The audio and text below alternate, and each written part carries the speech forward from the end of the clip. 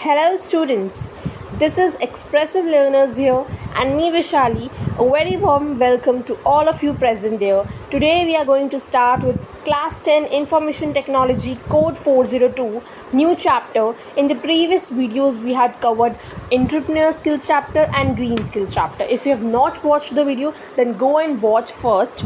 Now we will starting with the new chapter, that is Database Management System. Let me tell you the composition of the chapters.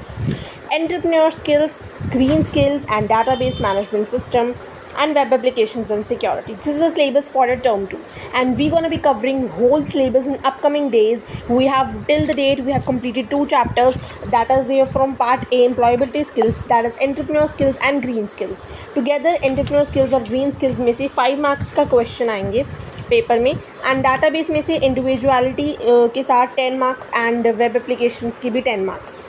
Whole grand total would be 25 marks. So be ready for your term 2 IT exam. Today we are going to start with the database management system and hope so हम कल तक whole syllabus complete कर लेंगे, फिर हम revision batches लेकर आएंगे. तो अब अभी तक आपने इस चैनल को सब्सक्राइब नहीं किया है तो जल्दी से सब्सक्राइब कर दीजिए एंड बेल आइकन को प्रेस कर दीजिए for the latest video updates. So let's get started without wasting any moment. So database management system, why I have written here this chapter is very easy because most of the students found it to be very difficult, but it is not yet. So in this video after the end you will not say that it is difficult because it's too easy chapter to complete down. So अब हम start करते हैं database management system. In this chapter, basically in this video we gonna be covering database concept. Database management system होता क्या है, DBMS, what is DBMS, key fields, data storage, manipulating data, creating a database object, creating a table, building forms and create and manage queries, MySQL command basics, design reports. Again इस video में हम लोग 1 markers cover करेंगे with the MCQs and also the explanation of the whole chapter. ये chapter थोड़ा lengthy है but you will see the video till the end, then you will got everything. Let's get started without wasting any more. Database concept. A database is a collection of logically related information and data which is available for one or more users, organized in a way so that it can be easily accessed, managed and updated. It is actually a place where a related piece of information is stored and various operations can be performed on it by the user. What is actually database? Database is actually a logically related information. For example, I have data, this is the only assume this statement, it is a hypothetical statement that which I am saying, gonna be saying, that is if we have the data for the students roll numbers, we will be segregating for the roll numbers, then the whole data would be there in the database related to that same information, that is the roll numbers, roll number of student A, roll number of student B, roll number of student X, roll number of student Y. The roll number, the information which is stored which is same, but it will vary from person to person. It is a logically related information, okay, which is available for one or more users. I am here preparing for my whole class and my whole subscribers, so that will be vary from one or more users, okay, so that it can be easily accessed and managed and updated. Database is a place where you can store the information like that, ताकि आपकी information store होकर रह जाए in more organized way. Because बाकी apps पे हम काम करते हैं, PowerPoint हम we work down, but वो इतना ज़्यादा organized way में नहीं है क्योंकि हमारे पास बहुत सारे PPTs हैं, ठीक है, लेकिन यहाँ पर हमें लॉजिकल रिलेटेड इन्फॉर्मेशन को स्टोर करा जाता है जो कि ज़्यादा मैनेजेबल माना जाता है. It can be manage easily and it is presentable in your organized manner. A database is basically a computer based record data keeping system. Data is raw, unorganized and entities relevant to the user need to be processed, such as digital representation of text, numbers and graphic images and sound. Data को इस वे में store करा जाता है कि हम उसको independently use कर सकें, उसको इंडिपेंडेंटली एक्सेस कर सकें, ओके. सो अब आपको समझ में आ गया होगा कि डाटाबेस है क्या, कलेक्शन है डाटाबेस पेजेस का, समझ लीजिए अपने दिमाग में, from the related data, related information data के रिलेटेड कलेक्शन है डाटा का, लॉजिकली रिलेटेड इन्फॉर्मेशन का. अंडरस्टैंड। अब देखिए यहाँ पे ध्यान से, अब आपको एक एग्जाम्पल से वो समझाने की कोशिश कर रहे हैं। Consider the names, telephone numbers, addresses of the relatives. You may have this record in an index addressed book, or you may have stored it on a hard drive using application software such as Microsoft Access, OpenOffice Base. You can as well use PowerPoint. This is an example. ये example में वो हमें क्या बोल रहे हैं कि जो नेम्स हैं स्टूडेंट्स के, जो बच्चों के टेलीफोन नंबर्स हैं of your relatives, addresses of the relatives, आपने उनका कॉलम क्रिएट कर दिया, names and telephone numbers, the whole view will collect, ठीक है। आप उसको मेंटेन करके अपने पास रख लिया। अब वो बोल रहे हैं you may have record this data, आपने इस डाटा को किस फॉर्म में स्टोर करा होगा, अपनी बुक में लिख कर रख लिया होगा, अपने किसी एप्लीकेशन सॉफ्टवेयर में इसको मेंटेन करा होगा, जैसे माइक्रोसॉफ्ट एक्सेस उन्होंने एग्जांपल दिया यहाँ पे। पर जो डाटाबेस का जो स्ट्रक्चर है, डाटाबेस में स्टोर करने के लिए ये हमें फॉलोइंग स्ट्रक्चर को फॉलो करना पड़ेगा। Character, character to field, field to record, record to file, file to database, ठीक है। नीड फॉर अ डाटाबेस, हमारे यहाँ पर जब हम एक बुक में स्टोर करते हैं, हमारी बुक गुमने के चांसेस भी हैं, हमें कल को मिले ना वो बुक, या फिर उस बुक के पेजेस फट जाएं, कुछ भी हो सकता है। But the database is very permanent thing, ये आपकी डाटा को ऑर्गेनाइज्ड वे में स्टोर करता ही है, साथ में लॉन्ग लास्टिंग स्टोरेज है, मतलब आपका डाटा कहीं जाएगा नहीं एक बार अगर अपने डाटाबेस में स्टोर कर लिया तो, ठीक है। तो अब इसको क्रिएट करने के डाटा को भी बहुत सारे चार स्टेप्स हैं। That is characters to field and field to record and record to file and file to then your last is database, okay. अब need for a database, need क्या है हमें डाटाबेस की? Need for the database arose in the early 1960s in response, हम 2022 में पढ़ रहे हैं, ये 1960s से इसकी नीड जो है अरोज हो गई थी, मतलब जाग गई थी, अराइज हो गई थी। In response to the traditional file processing system, traditional file processing system क्या है? Open office base, Microsoft access which we have discussed before. The data is stored in the form of files, हम जो traditional file processing system use करते हैं उसको हम files में store करते हैं डाटा को। A number of apps or application problems are called programs are called apps in short form, okay. A number of apps are written by programmers to add, modify, delete, retrieve data from the appropriate files. However, the file processing system has number of problems. क्या क्या problems हो जाती हैं file processing system में? You may have seen the duplicates. Some information is maybe duplicate in several files. कभी ऐसा होता है, आपने नोटिस करा होगा, अगर आप कोई भी नाम से कोई फ़ाइल को सेव कर रहे, फॉर एग्जांपल XYZ से मैंने कोई फ़ाइल को सेव करा, तो उसकी कॉपीज़ बननी शुरू हो जाती हैं, वो रेप्लिकेट करना शुरू कर देता है। उसकी फ़ाइल का जो नेम है, नंबर है, जो भी है, वो जो डाटा है ना, मेरा इन्फॉर्मेशन जो मैंने स्टोर करी है फाइल्स के अंदर, वो रेप्लिकेट करना शुरू कर देती है, डुप्लीकेट बनने शुरू हो जाते हैं, उसके सेम टू सेम इन्फॉर्मेशन हमें दूसरी जगह पर भी मिलती है। फॉर एग्ज़ाम्पल मैंने डिस्क C में उसको स्टोर करके रखा, ठीक है, और वो मुझे डिस्क D में भी मिल गई उसकी सेम कॉपी, लाइक ऐसे रेप्लिकेशन होनी शुरू हो जाती है डाटा की, ठीक है। तो ये प्रॉब्लम आ जाती है कि डाटा की रेप्लिकेशन होगी तो स्टोरेज जल्दी से भरेगा, ठीक है। The file processing system lacks the insulation between program and data, जो फाइल प्रोसेसिंग सिस्टम है वो insulation and programming of data के अंदर कम है, मतलब एडवांस है ना डाटाबेस बहुत, लेकिन पुराने ट्रेडिशनल फाइल प्रोसेसिंग सिस्टम इतने एडवांस नहीं है। Handling new queries is difficult since it requires change in existing apps or requires a new application programs. Unable to maintain data standards and does not provide data sharing. Whenever you create a file in OpenOffice Base or any traditional file processing system, you can't share it anybody. अगर आपको share करना है तो platform पे specifically जाना पड़ेगा और वहाँ पर फिर से फाइल को क्रिएट करना पड़ेगा। That is very hard work, that requires a lot of hard work.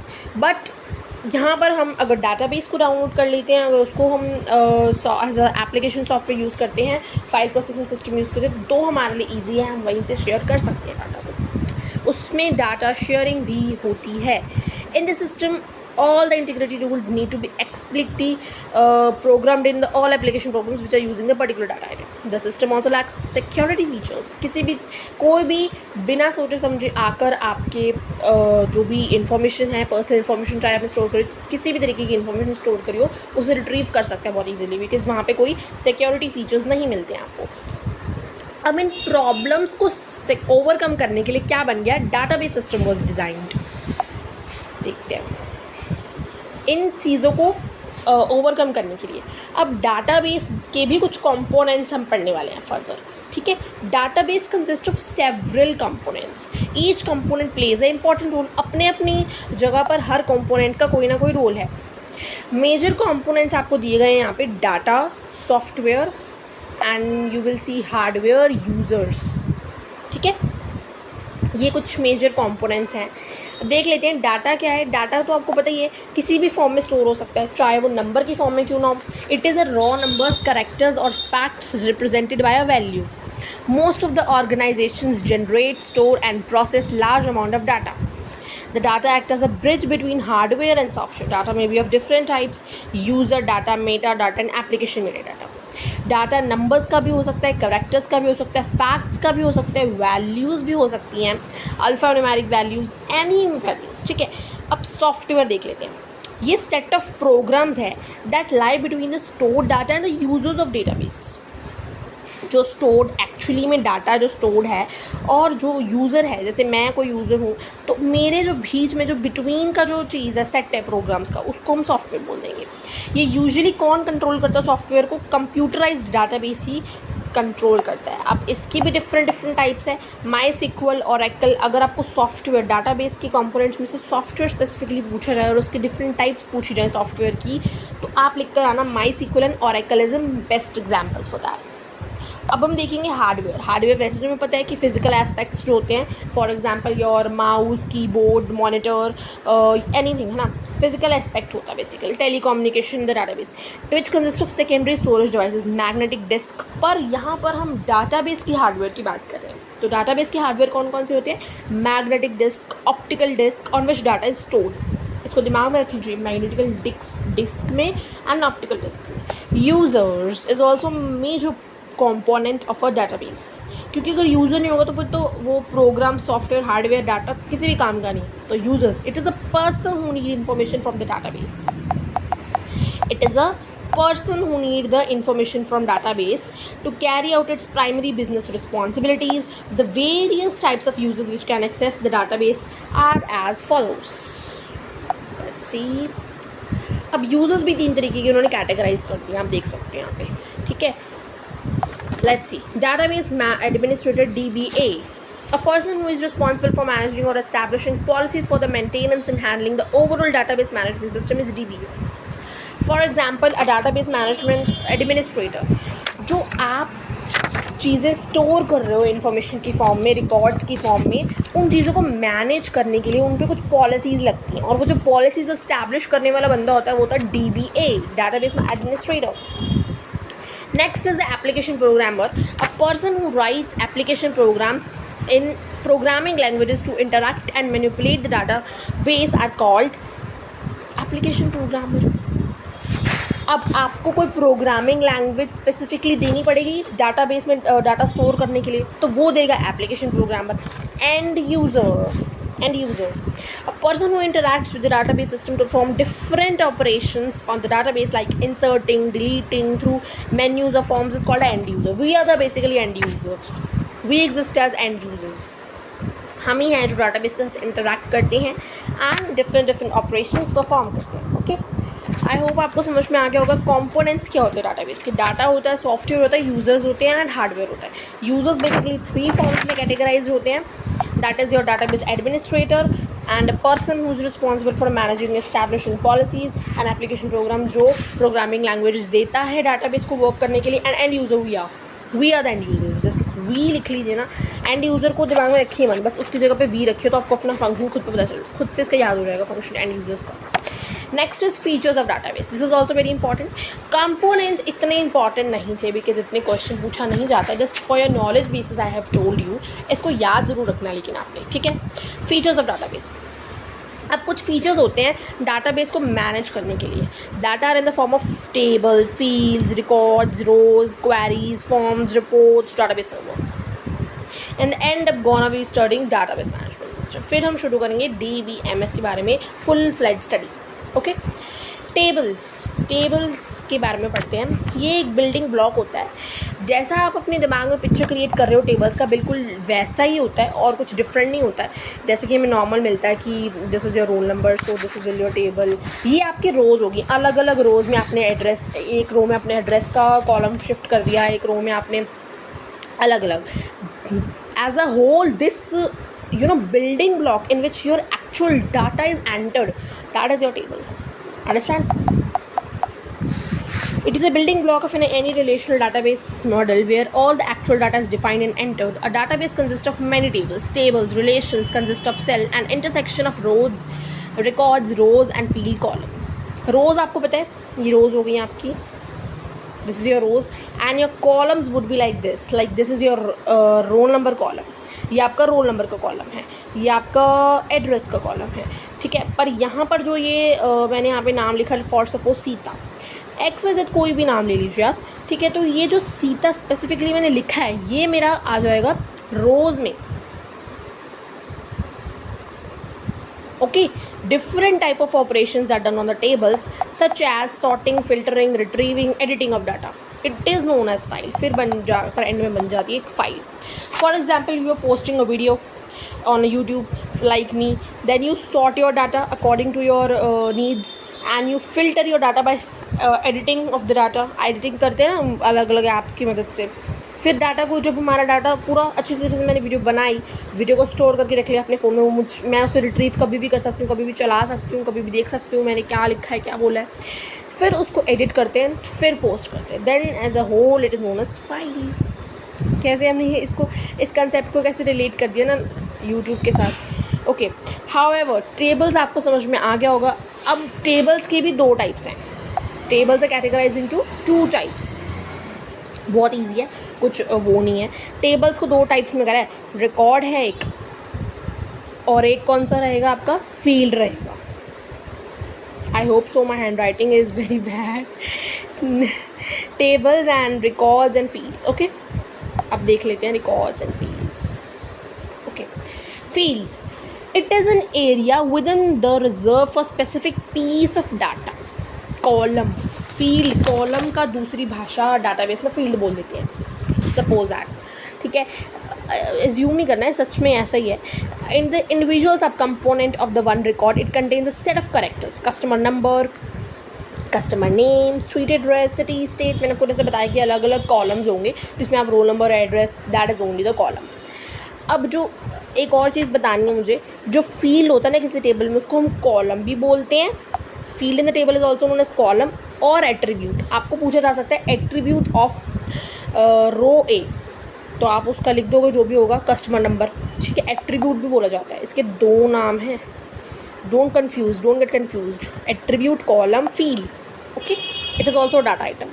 अब हम बढ़ते हैं रिकॉर्ड की तरफ. रिकॉर्ड को हम रो तो कहते ही हैं, रो को हम रिकॉर्ड तो कहते ही हैं, बट ऑल्सो डाटाबेस की लैंग्वेज में इसको नया नाम दिया गया. जैसे कि फील्ड्स को हमने दिया था एट्रीब्यूट, वैसे ही रोज को tuples, collection of data. What are tuples?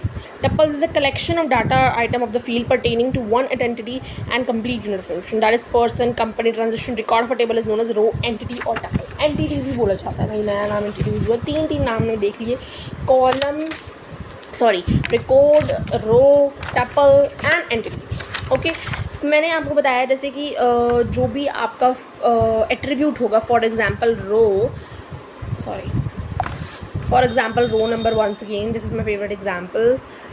Okay, roll number जैसे आपका एक एट्रीब्यूट है और उसके अंदर अनीता का स्पेसिफिकली, अगर मैंने आपसे पूछा कि Anita, there are couple of students, Sita, and when I ask you Anita, that will be specific tuple for Anita. जिस रो में उसकी मैंने इंफॉर्मेशन स्टोर करी, that is a tuple. How interesting. Queries भी अब डाटाबेस के ही फीचर्स में से एक है. क्वेरी क्या करती है, ये सिलेक्ट स्टेटमेंट की कमांड पे काम करती है. जब आप सेलेक्ट दबाओगे तो आपका जो डाटा है वो फील्ड्स इंडिकेट करना शुरू कर देगा, रिकॉर्ड्स इंडिकेट करना शुरू कर देगा, समरीज इंडिकेट करना शुरू कर देगा. इससे आप अपनी इन्फॉर्मेशन को एक्सट्रैक्ट कर सकते हो, फेच कर सकते हो अपनी इन्फॉर्मेशन को. एक्सट्रैक्ट मीन्स फेच कर सकते हो अपनी इन्फॉर्मेशन को. ठीक है, लाइकवाइज फॉर्म्स है, फॉर्म्स भी ऐसी हैं. It allows you to extract information from the database on the condition. So ये सब कुछ क्वेरी आपको समझ में आ गया। सेलेक्ट कमांड पे काम करती है। सेलेक्ट कमांड पे आपको डाटा को फिल्टर करके दे देती है according to indicating the fields. जैसे मैंने लिखा, मैं आपको एक एग्जांपल दे रही हूँ, क्वेरी अनीता फॉर एग्जाम्पल और राइट डाउन दिस। या फिर मैं क्वेरी नहीं लिखूँगी, सिलेक्ट लिखूँगी। मैं क्या लिखूँगी? सिलेक्ट, बिकॉज सिलेक्ट कमांड पे काम करती है। तो मैंने सिलेक्ट अनीता लिखा, इसका मतलब है मुझे जो स्पेसिफिक रो है, स्पेसिफिक मेरा जो रिकॉर्ड रो है, उस टपल है, जो एंटिटी है उसकी अनीता की, वो सारी खुल की है, मतलब मेरे पास उसका पूरा डाटा आ जाएगा, पूरी इन्फॉर्मेशन पता चल जाएगी मुझे सेलेक्ट अनीता से। ठीक है, क्वेरीज सेलेक्ट कमांड पे काम करती हैं, select statement. Okay, forms in database forms a window screen that contains numerous of fields, numerous of spaces to enter the data.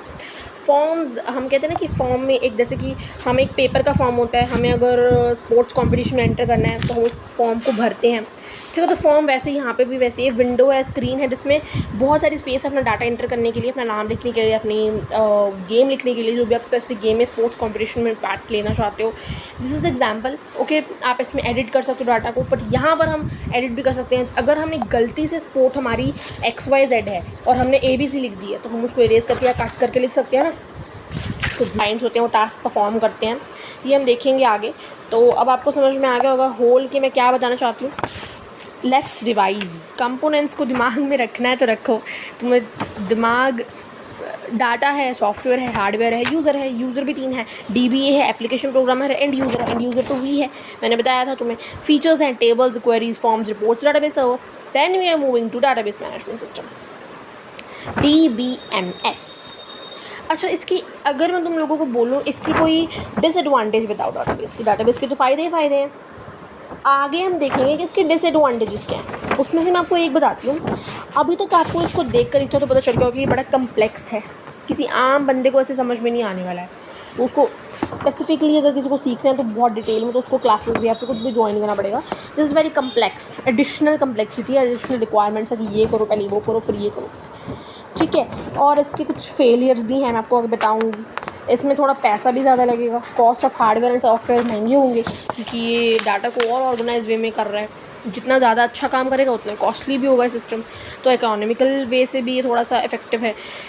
अब हम पहले समझ लेते हैं डाटाबेस मैनेजमेंट सिस्टम होता क्या है। अभी हमने देखा कि डाटाबेस क्या होता है। Recently we have done the database, collection होता है फाइल्स का। अब डाटाबेस मैनेजमेंट सिस्टम की डिफाइन अगर आपको पूछी जाए तो आप क्या लिखोगे? ये भी वही होता है, कलेक्शन होता है डाटा का, जो कि आपके डाटा को जिसमें आप डाटा क्रिएट कर सकते हो, मेंटेन कर सकते हो, डाटाबेस को एक्सेस कंट्रोल कर सकते हो। ये एक computer based record keeping system है। सिंपल सॉबर समझो तो डाटाबेस मैनेजमेंट सिस्टम में एक पेरेंट है और डाटाबेस उसका चाइल्ड है। पेरेंट चाइल्ड का रिश्ता है इन दोनों के बीच में। डाटाबेस जो है उसको हम सेवरल डाटाबेस को हम एक database full fledged database management system में स्टोर करके रखते हैं। ये कलेक्शन होता है प्रोग्राम्स का, ठीक है, that enables us to create maintain database. इससे ही हम क्रिएट करते हैं, इससे ही हम मेंटेन करते हैं डाटाबेस को और कंट्रोल करते हैं। ये एक computer based record keeping system है। अब हम देखते हैं इसका प्राइमरी गोल क्या है DBMS का। Primary goal of DBMS is to provide an environment that is convenient and efficient for the users to retrieve and store information. इसका प्राइमरी गोल है आपको एक एनवायरनमेंट प्रोवाइड करना जहाँ पे आपको एफिशिएंटली आप यूज़ कर सकते हो और डाटा को किसी भी टाइम पे रिट्रीव करना, मतलब डाटा को किसी टाइम पे निकाल लेना, रिट्रीव कर लेना, स्टोर कर सकते हो आप इन्फॉर्मेशन को। और ये एक इंटरफेस है जो कि application, program and data store के बीच में है। डाटाबेस मैनेजमेंट सिस्टम समझ में आ गया होगा अभी तुम्हें, ठीक है। डाटाबेस एक सॉफ्टवेयर पैकेज है। मैंने आपको बताया कि डाटाबेस एक पेरेंट है और उसके अंदर बहुत सारे डाटाबेस हैं, ठीक है। जैसे कि आपको देखने को मिलेगा MySQL एक डाटाबेस सॉफ्टवेयर पैकेज है, Ingers and MS Access। DBMS is actually a tool. It is actually a tool that is used to perform any kind of operation in the data and database. It also maintains data consistently in multiple uses. The purpose of DBMS is to bridge the gap between information and data. Okay. Now we'll move to relational database management system, RDBMS. DBMS तो हमने समझ लिया कि that is a package of database. अब RDBMS क्या है? RDBMS is the type of DBMS that store data in the form of relations tables. RDBMS भी एक क्या है, DBMS की ही टाइप है। DBMS को फर्दर कैटेगराइज करा है हमने RDBMS में, that is relational database management system, जो कि डाटा को टेबल्स की फॉर्म में स्टोर करता है।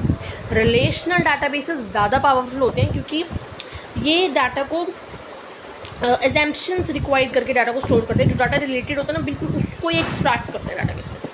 The related data is only extract database. Normal database में भी यही होता है, लेकिन इसमें थोड़ा ज़्यादा अच्छे वे से पावरफुल है, थोड़ा अच्छे वे से फ्यू एजम्पशंस दी जाती हैं। इसके फीचर्स क्या हैं, ये कैसे अलग है उससे। इसमें हम सिंगल डाटाबेस को उठाकर अलग अलग टेबल्स में स्प्लिट कर सकते हैं, जैसे कि बेस, ऑरेकल, DB2। ये कुछ DBMS की RDBMS की टाइप्स हैं। हमने DBMS की टाइप्स में देखा था MySQL, MS Access। यहाँ पर हमें देखने को मिल रहा है Oracle, base Oracle sorry, DB2, Sybase, Informix and Access, ASC। ये अलग अलग तरह के RDBMS है।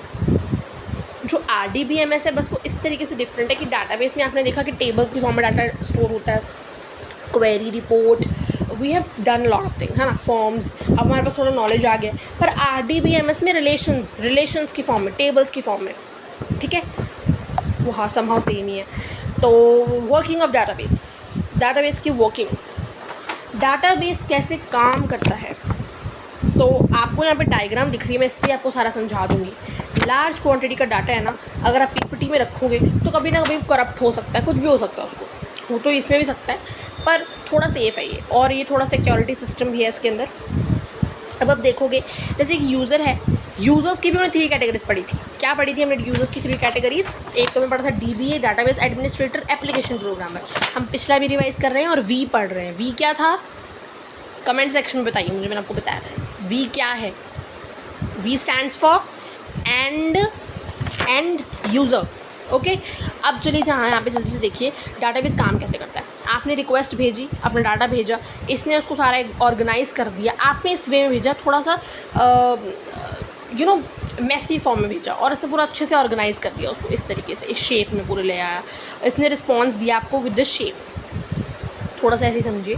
First request for the query is forwarded to DBMS which works ready to edit on it, and then what happens, received query with available data, if the result is obtained is forward to the user।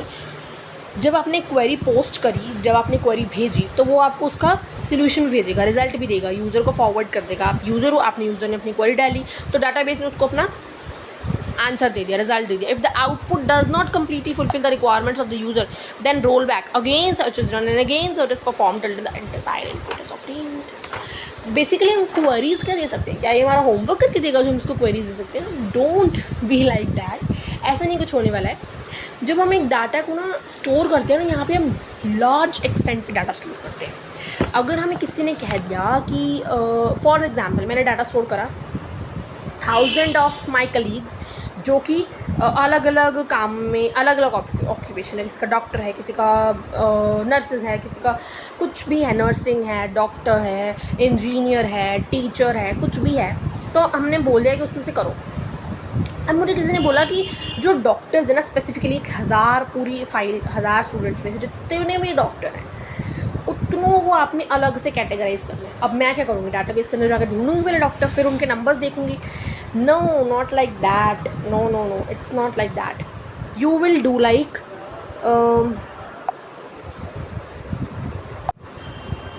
तो आप ऐसा नहीं करोगे। आप कैसे करोगे फिर, ये देखो, जब आपके पास कुछ इस तरीके से आएगा तो आपको क्या करना होगा, क्वेरी की फॉर्म में अपना बोलना होगा। क्वेरी की भी फर्दर टाइप्स हैं, कमांड्स हैं क्वेरी की, कि select command, insert command, update command. जब आप उसको लिखोगे, जैसे मैंने लिख दिया फॉर सपोज सेलेक्ट डॉक्टर्स, तो सारे डॉक्टर्स की जो जितने भी डॉक्टर्स हैं ना, 1000 स्टूडेंट्स के पूरे वो जो ग्रुप है उसमें जितने भी डॉक्टर्स होंगे वो अलग से मेरे पास नीचे आ जाएंगे। और मान लो कि मुझे अभी भी लग रहा है कि नहीं, मैंने कुछ ज़्यादा डॉक्टर्स की लिस्ट लिखी थी, यहाँ पे मेरे पास सिर्फ 5 हैं, तो मैं उसे रोल बैक की ऑप्शन के थ्रू दोबारा से सर्च करके दोबारा से अपनी क्वेरी दे सकती हूँ, और वो दोबारा से उस पर प्रोसेसिंग करेगा और मुझे आउटपुट फुली, मेरी डिज़ायर आउटपुट मुझे मिल जाएगी। समझ में आया? थोड़ा सा एग्जाम्पल के साथ क्लियर हो गया होगा। अब हम एडवांटेजेस पढ़ लेते हैं DBMS के, ठीक है। DBMS के क्या क्या एडवांटेजेस हैं? डाटा रिडंडेंसी को ध्यान से समझना। डाटा रिडंडेंसी का मतलब duplication of data, replication of data, मैंने आपको बताया था पहले भी, ठीक है, ये कम कर देता है। मैंने बताया था कि ट्रेडिशनल फाइल प्रोसेसिंग सिस्टम्स में डुप्लीकेशन बहुत होती है, इसकी जो रिप्लिकेशन बहुत होती है डाटा की, जिसकी वजह से बहुत ज़्यादा data storage, data large database बन जाता है। तो ये क्या करता है कि डुप्लीकेशन को रोकता है।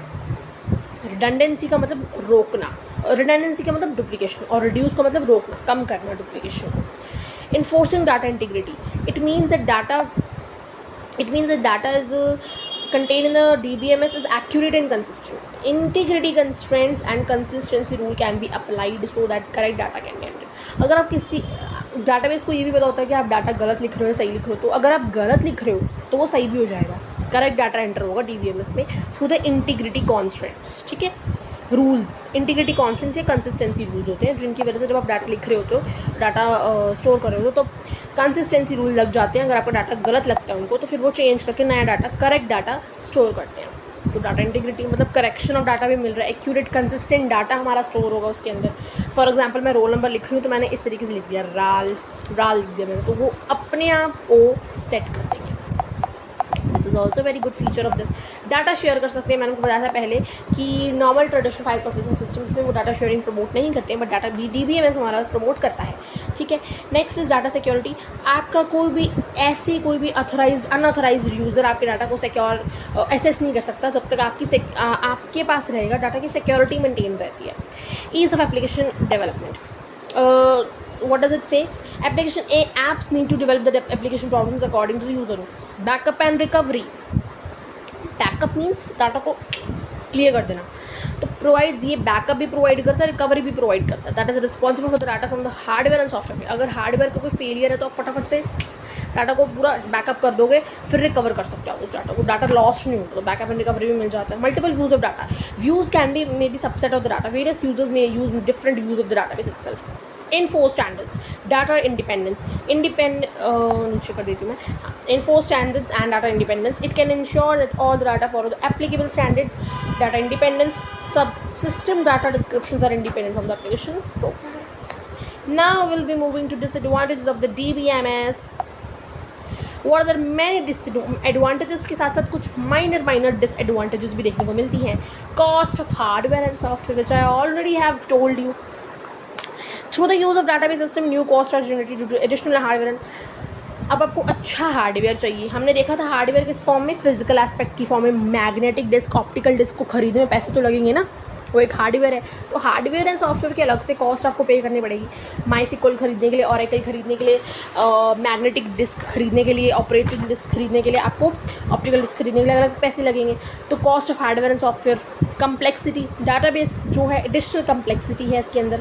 डाटाबेस फेलियर्स, अगर डाटाबेस करप्ट हो जाता है पावर फेल की वजह से, या फिर कुछ स्टोरेज मीडिया से स्टोरेज बढ़ जाती है, तो फिर वो डिलीट अपने आप शुरू हो जाती है फाइल्स। कभी कभी ऐसा देखने को मिलता है, very rare case happens but happens. Then are valuable data में बी लॉस्ट और the system will stop working. जी हाँ, तो यही थी कुछ। एक और है हमारे पास, lower efficiency. Database is a multiple user system which is less efficient. अब देखो यहाँ पे जो हमने पढ़े थे ना इसकी फीचर्स, डाटा की एडवांटेजेस पढ़ी थी, डाटा रिडंडेंसी, डाटा कंसिस्टेंसी पढ़ी थी हमने, इनकन्सिस्टेंसी पढ़ी थी, लोअर एफिशिएंसी मिलती है हमें यहाँ पे क्योंकि मल्टीपल यूजर सॉफ्टवेयर है। Data sharing refers to the process of sharing single piece of data among different users, ठीक है। Multiple mismatching copies of the same data is known as data inconsistency.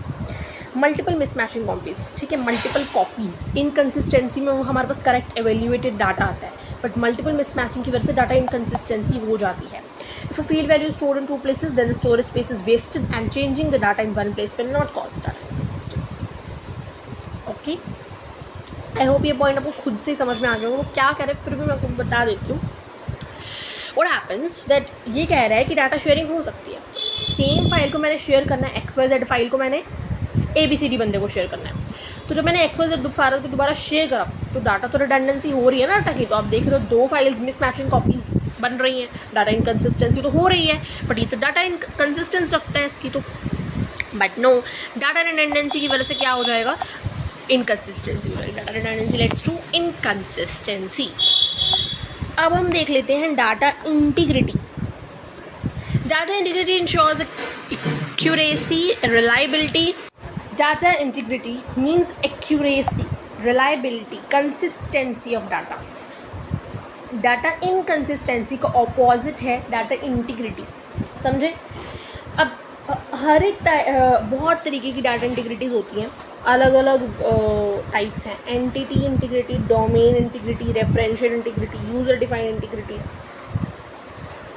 If you want read it you can read it, but is not important, non important है बिल्कुल, लेकिन remember not to miss any point. Entity integrity, entity integrity, the name is very creepy. It defines the primary key of a table. Entity integrity rules on column and does not allow duplicate and null values. हाँ, आप duplicate values, नल values, जैसे कि आपने लिखा कि roll number A के पास 33 marks आए हैं, तो आपने अगर अलग रोल नंबर के भी सेम हो सकते हैं, मिसमैच कर सकते हैं मार्क्स, तो तब ये फिर डुप्लीकेशन अलाउ नहीं करेगा। इसके रूल्स हैं कुछ, ठीक है। टाइप है इसकी entity integrity.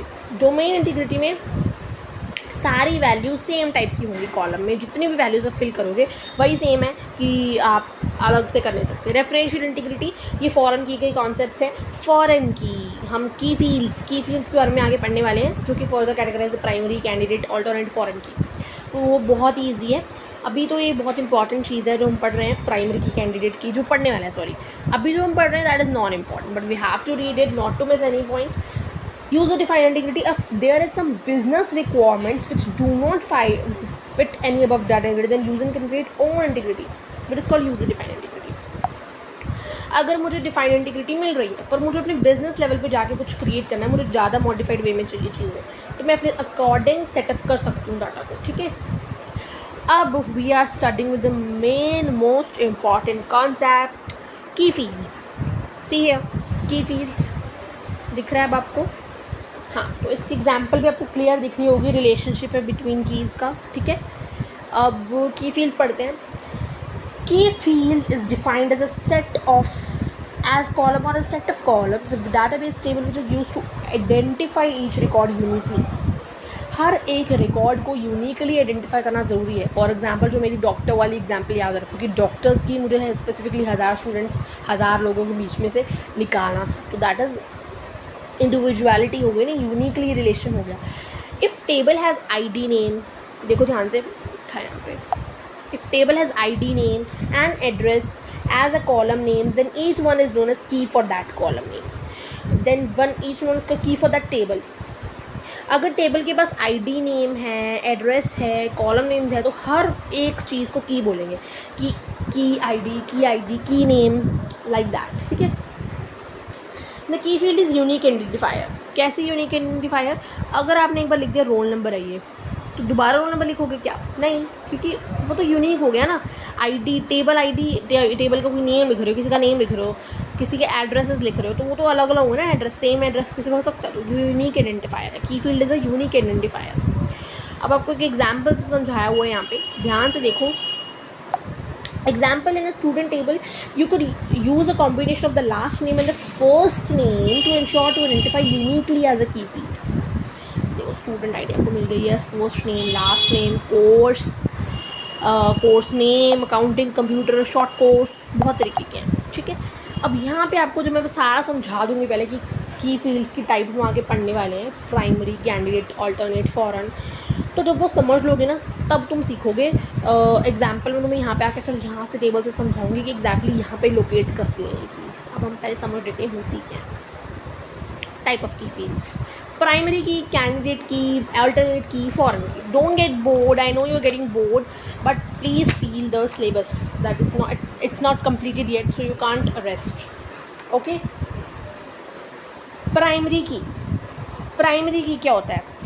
Primary key is a field or a set of fields that uniquely identify. Primary key is a unique attribute for your table. Each table के लिए unique attribute है. It is a field or a set of fields. अच्छा, field का दूसरा name मैंने आपको बताया था, क्या था field का दूसरा नेम? Field का दूसरा नेम column and attribute है ना। तो primary key होता है जो कि हर एक पर्टिकुलर यूनिकली आइडेंटिफाई करती है हर एक कॉलम को। ये कभी भी नल वैल्यूज़ को एक्सेप्ट नहीं करती। इसका ये एक यूनिक इंडेक्स होता है, इसमें नंबर्स भी होते हैं और टेक्स्ट भी होता है। एग्जाम्पल से समझो। In students table student ID work as primary key because it contain IDs which are unique for each student. अगर मैं आपको बोल दूँ तो इसकी प्राइमरी की बोलो, तो प्राइमरी की रिमेंबर बच्चा ऑलवेज रिमेन्स यूनिक, सेम कभी नहीं होगी, never be gonna same, never. Understand this concept very carefully, okay? This point is very important. It is a unique index, ठीक है। अब यहाँ पे देखो, जैसे मैं बोला स्टूडेंट ID क्या है, अगर आपको बोल दूँ इसमें प्राइमरी की मुझे बताओ कौन सी है एक टेबल में से, तो स्टूडेंट ID प्राइमरी की होगी। जो मैंने अभी आपको टेबल दिखाया था उसके अंदर आपके पास क्या थी, स्टूडेंट ID था, फर्स्ट नेम था, लास्ट नेम था। फर्स्ट नेम सेम कर सकता है, लास्ट नेम भी सेम हो सकता है, कोई पता नहीं, लेकिन स्टूडेंट ID सेम नहीं हो सकती। अगर मैंने एक की L000234 लिखी है तो किसी दूसरे की भी L002345 नहीं हो सकती। दिख रही है आपको यहाँ पे स्टूडेंट ID सेम नहीं जा सकती है, तो ये क्या हो गई, प्राइमरी। देखो यहाँ पे लिखा भी हुआ है, आपको पता चल रहा होगा, आपको समझ तो आ रहा होगा, इतना भी काम कॉम्प्लेक्स काम नहीं है यहाँ पे। प्राइमरी की is a unique thing, unique column.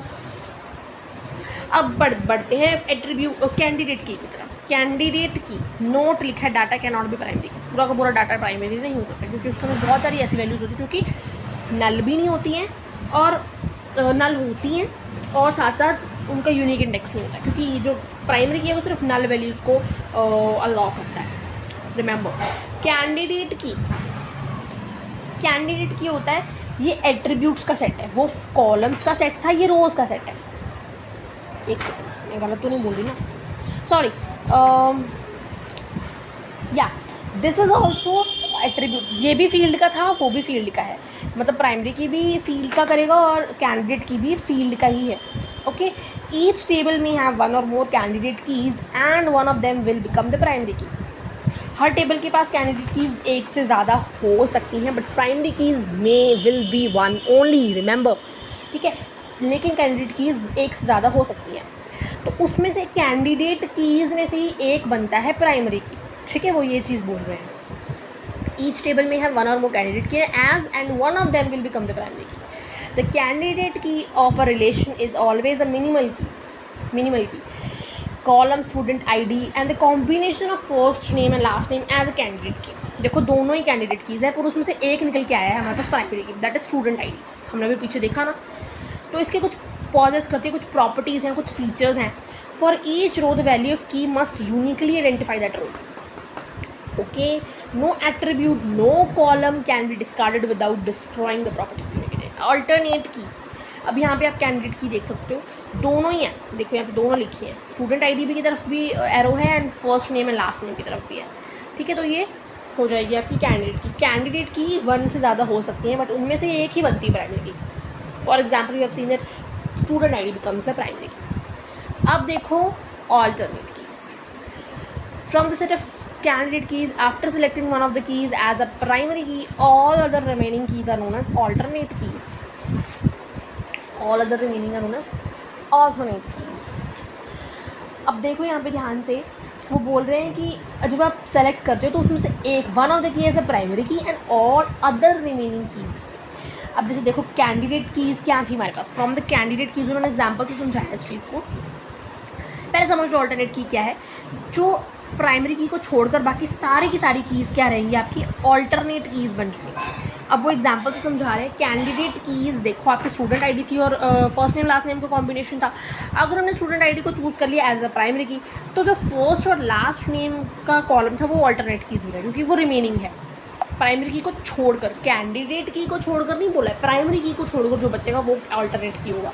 तो प्राइमरी की हमने माना था स्टूडेंट ID को, तो उसको छोड़ के क्या बचा, फर्स्ट नेम लास्ट नेम, तो वो हो जाएगा हमारा alternate keys. You can see here, समझ आ रहा है ना आपको? आई होप आपको समझ में आ रहा है और आ भी रहा होगा मुझे लगता है, ठीक है। यहाँ पे देखो अल्टरनेट कीज़, ठीक है, ये दोनों आपकी अल्टरनेट कीज़ होगी इसको छोड़कर, because this one is your primary key. अब हम नज़र डालेंगे फॉरेन की तरफ। फॉरेन की क्या होता है, ये भी थोड़ी सी इंपॉर्टेंट है। बेसिकली आपकी प्राइमरी कैंडिडेट में फॉरेन की ही ज़्यादा इंपॉर्टेंट है। प्राइमरी कैंडिडेट के बारे में ज़्यादा पूछा जाता है, प्राइमरी एंड फॉरेन की के बारे में सॉरी ज़्यादा बुक्स जाता है. Candidate and alternator as well important, you don't need to miss them, they are very also very important. हमें नहीं पता क्या कब क्या आ जाए. ठीक है. फॉरेन की देखिए, field or a table that preference is the primary key of the another table is known as foreign key. The relationship between two tables is established with the help of foreign key. अगर हमें किसी दो tables का relationship को establish करना होता है तो हमें फॉरेन की ज़रूरत पड़ती है. किसकी ज़रूरत पड़ती है? फॉरेन की. टेबल में बहुत सारी फॉरेन कीज़ हो सकती है. टेबल में have multiple foreign keys and each foreign key can have different reference to table. Foreign keys play essential role in database design. अगर टेबल्स उसमें मल्टीपल आ सकते हो तो हर एक टेबल को अपार्ट रखना चाहिए, मतलब दूर रखना है. रखने में फॉरेन की सहायक है. Okay.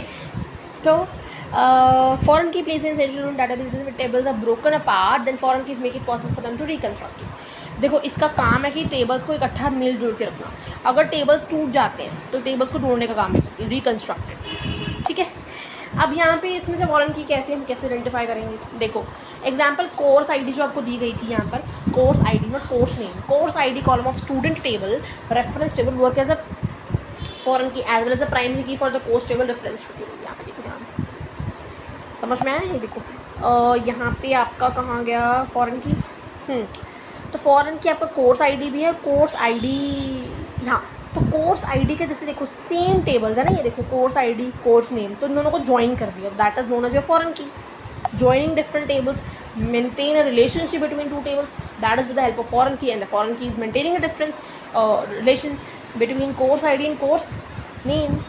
You can see here पूरा का पूरा इसने एक टेबल नाम दे दिया कोर्स टेबल. अगर ये बाद में कहीं पर टूट जाता तो फॉरेन की इसको रिकन्स्ट्रक्ट भी करेगी. ठीक है. आई होप अब आपको समझ में आ गई हो डिफरेंट कीज़. हमने हाफ ऑफ द चैप्टर यहीं पे इसका काम जो था ख़त्म कर दिया है. अब हम डाटा स्टोरेज के बारे में देखने वाले. ज़रा ध्यान से देखो. Data type is data storage, और डाटा को भी हम अलग अलग तरीके से कैटेगराइज कर सकते हैं. Data storage means data storage भी अलग अलग तरीके की होती है. जैसे कि आप डाटा को अलग अलग स्पेसिफिक टाइप में स्टोरेज कर सकते हो, स्टोरेज कर सकते हो. फॉर एग्जाम्पल आपको दी गई है टेक्स्ट में. ठीक है, टेक्स्ट में दी गई है. ओके. डाटा टाइप्स टेक्स्ट की फॉर्म में, मेमो की फॉर्म में. It's not ma'am. Online readers, it's not ma'am, it's text, it's memo. Number की फॉर्म में, डाटा टाइम की फॉर्म में. डाटा टाइम की फॉर्म में भी हम डाटा स्टोर कर सकते हैं कि 1999 में रूल चला, मतलब इस तरीके से कुछ भी. करेंसी की फॉर्म में हो सकती है कि इस बंदे ने इतनी करेंसी. ये चीज़ों को मत पढ़िए. Description is not a part, make it a part from your. ठीक है, सिर्फ ये इंपॉर्टेंट है. हाइपर लिंक की फॉर्म में, अटैचमेंट, लुकअप विजिट्स की फॉर्म में. ठीक है. नेक्स्ट है फील्ड लेंथ. फील्ड लेंथ मतलब कितनी मैक्सिमम करेक्टर्स फील्ड में स्टोर हो सकते हैं. ठीक है. तो फील्ड लेंथ भी वेरी करती है, दो टाइप्स की है. Field fixed length, variable length. Fixed length की आप नंबर ऑफ करेक्टर्स जिसमें फील्ड, जैसे आपने पहले से ही नंबर ऑफ करेक्टर्स बता दिए हम लोगों को. Oh my God, this is really hectic job for me. Please please please subscribe my channel. This is, देखा है ना, हम ऐप्स को भी अपडेट करते हैं फॉर द बेटरमेंट, तो हम डाटा को भी अब अपडेट कर सकते हैं. बड़ा ही कम्प्लेक्स चीज़ है, मुझे पता है डाटाबेस बहुत कम्प्लेक्स है, लेकिन this is our task to do it, so we are doing. Lock table, इससे आप कंकरेंसी को कंट्रोल कर सकते हो. This is not very important, just skip this and learn this 4 commands. Select, insert, update, delete.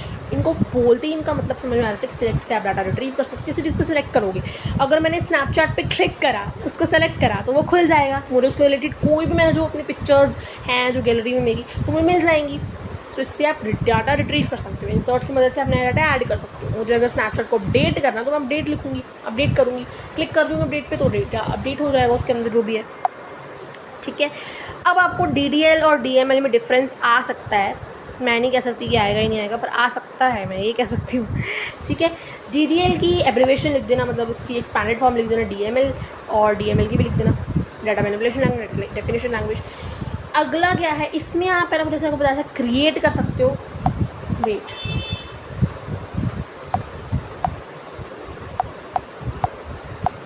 इसमें आप क्या कर सकते हो, क्रिएट कर सकते हो, मॉडिफाई कर सकते हो. इसमें आप रिट्रीव कर सकते हो, डिलीट कर सकते हो, इंसर्ट कर सकते हो, मतलब इसके अंदर आप एज अ होल मैनिपुलेट कर सकते हो. ठीक है. DDL में आप अलग अलग परफॉर्म कर सकते हो task related to the data definition.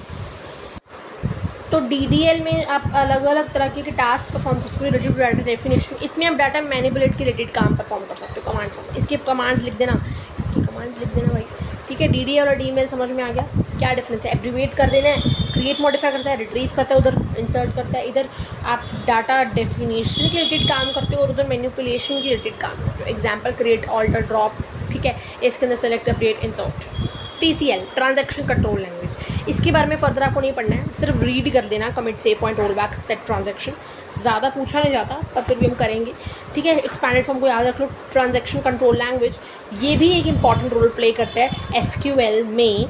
ये क्या करता है कि ट्रांजैक्शंस को मेंटेन करता है। व्हाट इज रियल लाइफ में ट्रांजैक्शंस को क्या कहते हैं, किसी को मनी भेजना, किसी से मनी लेना, that is known as transaction. Transactions place out करते हैं हम गूगल एड्स, गूगल पे से एंड पेटीएम से, नेट बैंकिंग, UPI सिस्टम, बहुत सारे सिस्टम्स आजकल लॉन्च हो चुके हैं।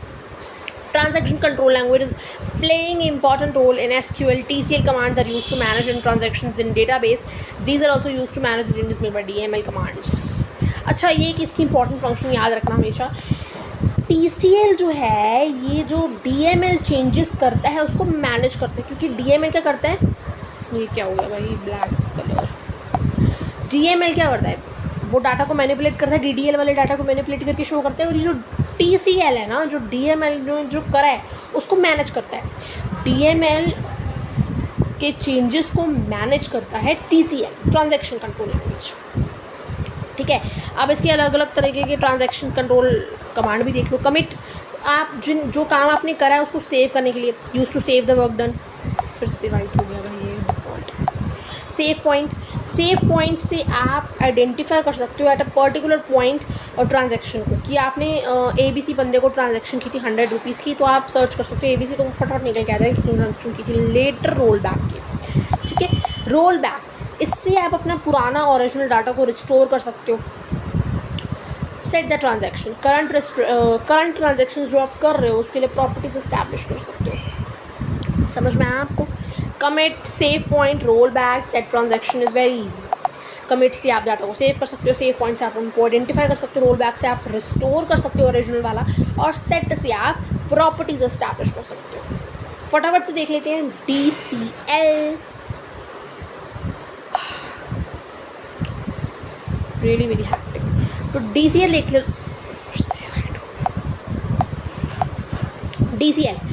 DCL से आप सिक्योरिटी लेवल्स को असाइन कर सकते हो। क्या कर सकते हो, सिक्योरिटी लेवल्स असाइन कर सकते हो। समझ में आया। इसके दो तरीके का काम करता है ये मल्टीपल यूजर सेटअप इन्वॉल्व करता है, मल्टीपल यूजर सेटअप, और ये रोल्स आपको प्रिविलेजेस मिलेंगे। आप DBMS को यूज़ करें तो आपको कुछ प्रिविलेजेस एक्सेस करता है DCL, ठीक है। DCL की फर्दर 2 टाइप से, यूज़र भी, एडमिन भी। यूज़र क्या करता है, इसमें आप डाटा के स्कीम को चेंज नहीं कर सकते पर इसमें वर्क कर सकते हो, डाटा की उसको मैनिपुलेट कर सकते हो।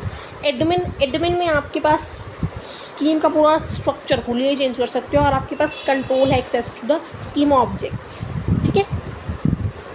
DCL की ये कुछ यूज़र स्कीम्स थी। DCL कमांड्स हमारे पेपर में ज़्यादातर आती हैं, तो हम DCL मतलब कमांड्स ही पूछी जाती हैं बेसिकली, तो कमांड्स के बारे में थोड़ी नज़र डाल लेते हैं। Grant and revoke, use to give users access privilege to database, okay, and as well as revoke से आप विड्रॉ कर सकते हो, मतलब विड्रॉ मतलब निकलवाना, withdraw access privileges given to the grant command. इससे आप प्रिविलेजेस दे सकते हो, इससे आप प्रिविलेजेस ले सकते हो। जो आपने प्रिविलेजेस दी उसको विड्रॉ कर सकते हो। ग्रांट कमांड ने जो प्रिविलेजेस एक्सेस करी हैं उसको विड्रॉ कर सकते हो रिवोक कमांड से।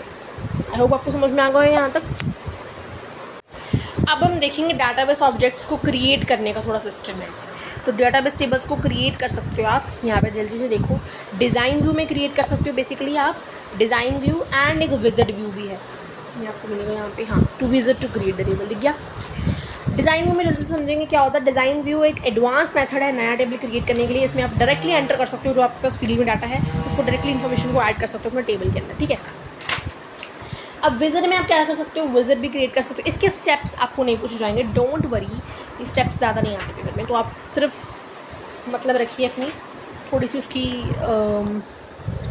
बारे में थोड़ा समझ लीजिए, बस that's it. Using wizard to create a table, इसमें भी आप टेबल क्रिएट करने के अलग अलग मेथड्स हैं. Using wizard, using design view to create a table. Design view थोड़ा एडवांस मेथड है, ठीक है, एज़ कम्पेयर टू विजिट. जिसमें आप टेबल को क्रिएट कर सकते हो, डायरेक्टली एंटर कर सकते हो information in the tables.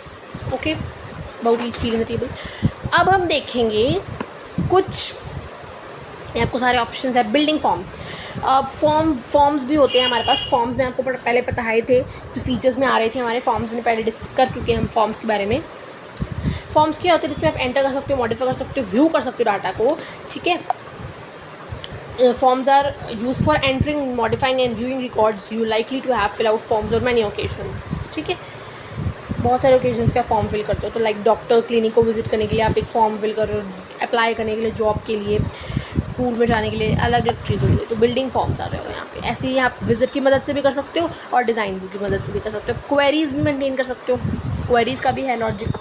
Query मैंने आपको बताई थी पहले कि किसी भी, जब हम डाटा को, दो मेथड्स हैं क्वेरी को क्रिएट करने के लिए. ओपन ऑफिस बेस में एक विजिट को यूज़ करके मेंटेन कर सकते हो और दूसरा design view to create a query. दिख गया, ठीक है. अब हम मूव करते हैं माई सीक्वल कमांड बेसिक्स पे, क्योंकि यहाँ से आपका मेन टॉपिक है. वो जो वैनिश हो चुका है वो, मतलब इतना आपको नहीं पूछा जाएगा वैसे तो. Basically MySQL command basics पे चलते हैं. MySQL command basics. Create command, create database, create table, insert command, अलग अलग कमांड्स हैं तो हम इनको देखेंगे, ठीक है. अब हम स्टार्ट करते हैं MySQL command basics. That is first create command.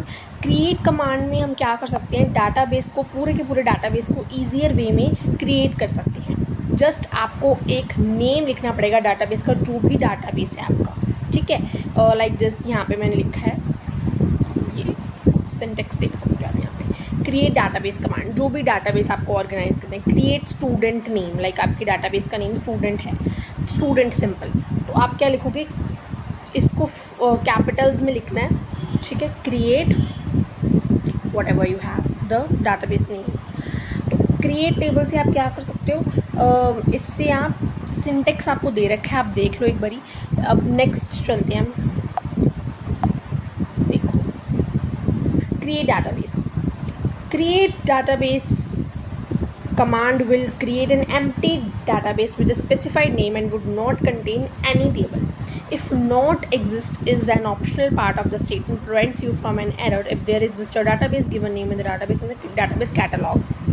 ठीक है, आपको एक एग्जाम्पल से उन्होंने समझाया है, यहाँ पे ध्यान दीजिए, ठीक है. क्या एग्जाम्पल है? MySQL create database book. Book होगा डाटाबेस का, तो आपको सबसे पहले इस तरीके से लिखना पड़ेगा, फिर आपको ये साइन लगाना पड़ेगा एंड क्रिएट को कैपिटल्स में डाटाबेस. ओके, तो इससे क्या होगा? आपका टेबल क्रिएट हो जाएगा. देखो, दिख रहा है आपको सिंटेक्स में. आपको सिंपल अपना एग्जाम्पल में जो लिखा है ये पार्ट आपको क्वेश्चन में लिख कर आना, अगर पूछा जाएगा तो ये चीज़ नहीं लिखनी है आपने. ओके, ये खुद क्रिएट करेगा. जब आप इसको कमांड दोगे तो ये खुद क्रिएट करेगा. क्रिएट टेबल से एक नया टेबल क्रिएट हो सकता है.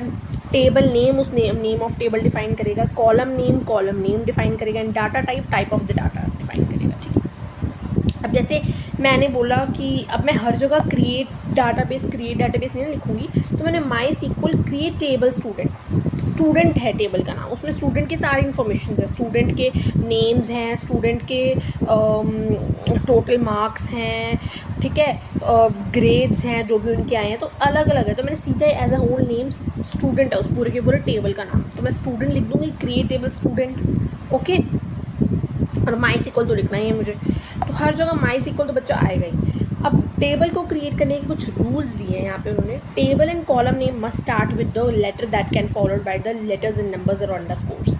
ये अगर आपको पढ़ना है तो आप अपनी नॉलेज के लिए पढ़ सकते हैं, ठीक है. मैंने आपको एक बार बता दिया कि कैसे आप क्रिएट करोगे. माई सीक्वल तो आपको लिखना ही है, साथ में एक साइन डालकर आपको कैपिटल्स में क्रिएट लिखना है. जब आपको किसी टेबल को फॉर्म करना है, ऑर्गेनाइज करना है, मल्टीपल बंच क्रिएट करना है डिफरेंट टेबल्स का, तो आपको लिखना पड़ेगा माई सीक्वल साइन क्रिएट, जो भी आपकी टेबल का नाम है उसको आगे लिख दीजिए. जैसे क्रिएट स्टूडेंट लिखा है यहाँ पे, क्रिएट टेबल स्टूडेंट, तो आप भी लिख सकते हो. नेक्स्ट ऑप्शन देखिए, इंसर्ट कमांड. इंसर्ट से आप सिंगल रिकॉर्ड या मल्टीपल रिकॉर्ड्स को एंटर कर सकते हो. अब आप बोलोगे रिकॉर्ड क्या था? मैंने रिकॉर्ड आपको बताया था कि क्या चीज़ है रिकॉर्ड आपके पास. What is record? क्या वो आपका कॉलम है? क्या है वो आपका? रिकॉर्ड्स। जी हाँ, रिकॉर्ड आपके रोज़ हैं। तो आपको अगर एक रो ऐड करनी है या ज़्यादा रोज़ ऐड करनी है तो आप लिख सकते हो, ठीक है। एक या एक से ज़्यादा रोज़ ऐड करने के लिए हम इंसर्ट कमांड का यूज़ करते हैं। अब इसको कैसे इंसर्ट करना है ये देखो। जब भी आपको किसी चीज़ को ऐड करना है उस ऑलरेडी बनी हुई चीज़ में, आपको उसके अंदर ऐड करना है किसी चीज़ को, तो इनटू लिखोगे आप। तो इसी तरीके से इंसर्ट तो फुल आएगा ही कैपिटल्स में, into then sign table name, ये वाला। इतना मुश्किल नहीं है, आप जितना उसको समझ रहे हैं। एक एग्जांपल से आपको समझाऊंगी मैं, यहाँ पे ध्यान से देखिए। जैसे कि ये टेबल आपके पास स्टूडेंट टेबल है, ठीक है, दिख रहा है आपको। इसमें रोल नंबर लिखा है, नेम लिखा है, स्टूडेंट्स के सब्जेक्ट लिखे हैं। तो अगर आपको इसके अंदर एक नई रो ऐड करनी है जिसके अंदर आप उस रो में आप 106 रोल नंबर का भी करोगे ऐड, तो उसके लिए आपको क्या करना पड़ेगा, MySQL insert into student roll number name subject values 106 Ajay science. तो आपको जो ऐड करना है, वैसे सिंपली आप 106 लिखोगे तो भी चल जाएगा, लेकिन यहाँ पे जस्ट एग्जांपल के लिए बताया कि हर चीज़ ऐड करेंगे, क्योंकि रोल नंबर भी ऐड करना है 106 का, और नेम भी और उसका सब्जेक्ट भी ऐड करना है। तो roll number name subject insert into MySQL, बच्चा आएगा ही और ये साइन भी आएगा साथ में, ग्रेटर देन, ठीक है। माई सीक्वल इंसर्ट इनटू आपके टेबल, साथ में टेबल का नाम आएगा, ठीक है। तो क्योंकि आप इसी एग्जिस्टिंग टेबल में न्यू रो ऐड कर रहे हैं, आप एक रो को भी ऐड कर सकते हैं, आप मल्टीपल रोज को भी ऐड कर सकते हैं। फॉर एग्जांपल मुझे 106, 107, 108, 109, 110 तक चाहिए, तो वो भी मैं ऐड कर सकती हूँ आराम से, ठीक है। MySQL insert into student, जो भी आपका 106 वैल्यूज़ आप लिख लीजिएगा, वैल्यूज़ जो होंगी, वैल्यूज़ ये जो चीज़ें आपको एक्स्ट्रा ऐड करनी है, इनके अंदर सब हेडिंग्स है उनकी, तो ये वैल्यूज़ लिख देंगे कि 106 है अजय एंड साइंस, ठीक है। कोई भी नाम ले सकते हो। Now the table student will look like that. जब आपने ये क्वेरी डाली डाटाबेस को कमांड लिखकर, तो अब आपकी क्वेरी इस तरीके से बनकर आंसर आपकी ऐड हो गया, वो उसी टेबल में 106 अजय साइंस ऐड हो गया जो आपने ये कमांड लिखी। तो कमांड के बेसिस पे डाटाबेस वर्क करता है, और इन कमांड्स को हमें सीखना पड़ेगा कि किस चीज़ के लिए कैसी कमांड लगेगी, कहाँ पर कौन सी कमांड लगनी है और कैसे लिखना है उसको, ठीक है, क्योंकि हमें सिंटेक्स ही पेपर में पूछा जाएगा बेसिकली। तो यहाँ पे हमने इंसर्ट कमांड का भी देख लिया, इंसर्ट इनटू। अब सिलेक्ट कमांड, जब आपने किसी चीज़ को सिलेक्ट करना होता है तो आप सिलेक्ट कमांड का इस्तेमाल करते हो, ठीक है। या फिर आपने किसी चीज़ को रिट्रीव करवाना होता है, कि मेरे पास, जैसे मैंने आपको पहले बताया था, 1000 स्टूडेंट्स का, 1000 पीपल का मेरे पास पूरा का पूरा टेबल क्रिएटेड है। उसमें से मुझे डॉक्टर्स वाले स्पेसिफिकली निकालने हैं, जो भी डॉक्टर्स हैं उनकी मुझे स्पेसिफिक लिस्ट तैयार करनी है अलग से, ठीक है, पर्टिकुलर लिस्ट उनकी अलग से है। तो मैं क्या करूँगी, सेलेक्ट स्टेटमेंट में से सेलेक्ट जो भी मेरे लिखना है मुझे, सेलेक्ट कॉलम नेम। आपको एक एग्जांपल यहाँ पे होगी, मुझे लगता है आपको होगी बिल्कुल, हाँ ये देखो एग्जांपल है यहाँ पे। जैसे आपको इसमें से ये देखो उन्होंने लिखा है कि to display the column employee ID and employee salary. ये सिलेक्टिंग की स्किल्स में से क्वेरी को रिट्रीव करवाना, यस। तो इसमें से आपको, जैसे वो बोल रहे हैं कि इसमें आपको डिस्प्ले करना है, स्पेसिफिकली आपको निकलवाना है, जैसे employee code, employ salary, table का नाम कंपनी है, टेबल कंपनी से। तो आप कैसे लिखोगे, MySQL select employ code comma employ salary, and नहीं लिखोगे comma employ salary from table का नाम, that's it, very easy, very easy. वैसे आपको पेपर में केस बेस्ड क्वेश्चंस में इसमें ऑप्शन आएगी, आप डाटाबेस वाला सीक्वल कमांड्स लिखोगे या फिर कोई और एक साथ में क्वेश्चन जिसके कुछ सब पार्ट्स होंगे। तो आई जस्ट रिक्वेस्ट कि आप, अगर इसमें थोड़ा सा आपको लग रहा है कि आपके मार्क्स कट सकते हैं, so do go for second question only. Third question में आपका डाटाबेस के रिलेटेड इन्फॉर्मेशन जो भी कमांड्स होंगी लिखने वाली वो होगा, तो आप उसको मत करना, फिर सेकेंड क्वेश्चन कर देना, ठीक है। But sometimes it happens that second question also हमें नहीं आता, तो तब हमारे लिए ऑप्शन बन जाती है, इसलिए हमें सीखना पड़ेगा, ठीक है। वैसे तो ये बहुत ईजी है, इसमें कोई वो नहीं है। सेलेक्ट करने के लिए MySQL select employ code employ salary from company, ठीक है। Output is not, okay. Output तो आपकी ये निकल के आएगी जब वो सिलेक्ट कर देगा स्पेसिफिकली, पूरा का पूरा एम्प्लॉय कोड चाहिए आपको इस पूरे टेबल में से, और पूरी की पूरी एम्प्लॉय सैलरी का डब्बा चाहिए, ठीक है, बॉक्स चाहिए, तो वो पूरा निकल के आ जाएगा। देखो नीचे देखो आ गया आपके पास एम्प्लॉय कोड एम्प्लॉय सैलरी। तो इस तरीके से हमने सेलेक्ट भी करवा दिया, ठीक है। एक बार आप दोबारा देख लीजिए, कोई भी कमांड हो उसके लिए रूल सिंपल है, आपको माई सीक्वल तो लिखना ही है, ठीक है, फिर ये साइन भी लगाना है, फिर आप लिखेंगे जो भी आपका आगे ऑप्शन है। नेक्स्ट देखते हैं अपडेट कमांड। नेक्स्ट आपके पास है अपडेट कमांड, ठीक है। यहाँ पे आप देख सकते हो, जैसे कि एक एग्जांपल है selecting all columns. For example हमने अभी देखी कि हमने सिर्फ 2 कॉलम्स को सिलेक्ट करें, अगर हमें सारे कॉलम्स को सिलेक्ट करना है, जैसे कि मेरे पास ये जो टेबल था मेरे पास, मुझे इसमें एम्प्लॉय कोड भी चाहिए, एम्प्लॉय नेम भी चाहिए, एम्प्लॉय सैलरी भी चाहिए, एम्प्लॉय जो भी यहाँ पे लिखा है डिपॉजिट या फिर कुछ भी है, ज्वाइनिंग डेट भी चाहिए, मुझे चारों के चारों 5 चीज़ें चाहिए। ठीक है, तो मैं क्या करूँगी, सिलेक्ट ऑल। सिलेक्ट ऑल के लिए कौन सी वो बता रहे हैं, हमें आपको कमांड याद करनी पड़ेगी, MySQL सिलेक्ट स्टार। स्टार का मतलब होगा जब भी आपके पास, लिसन टू मी, इंसर्ट में अगर आपके पास ऑल आ जाता है, ठीक है, इंसर्ट में अगर आपके पास ऑल आ जाता है, फॉर सपोज किसी और में आपके पास सारी चीज़ों को इंसर्ट करने के लिए बोल दिया, फिर सारी चीज़ों को सिलेक्ट करने के लिए बोल दिया है, तब आप हमेशा जब भी आपको क्वेश्चन में ऑल दिखे, वर्ड ऑल लिखा हो, तो हमेशा आपका ये स्टार वाला साइन आएगा ही आएगा। इसको याद रखना है इस चीज़ को, ठीक है। किसी भी ये जो भी सिंबल का नाम है एस्टेरिक्स, ठीक है, ये सिंबल आएगा ही आएगा जब आपके क्वेश्चन में ऑल लिखा हो। अगर आपको जैसे बोले सेलेक्टिंग ऑल कॉलम्स, तो जब भी आपके दिमाग में स्ट्राइक करना चाहिए कि वो वाला एस्टेरिक का सिंबल आएगा यहाँ पे। तो जैसे कि मैंने यहाँ पे कुछ भी नहीं लिखा, सिंपल सिलेक्ट फ्रॉम टेबल का नाम। आप ये देखिए, to display all the columns of table company you need to just write है MySQL सेलेक्ट स्टार, ठीक है, मैं तो उसको स्टार ही बोलूँगी, स्टार फ्रॉम कंपनी।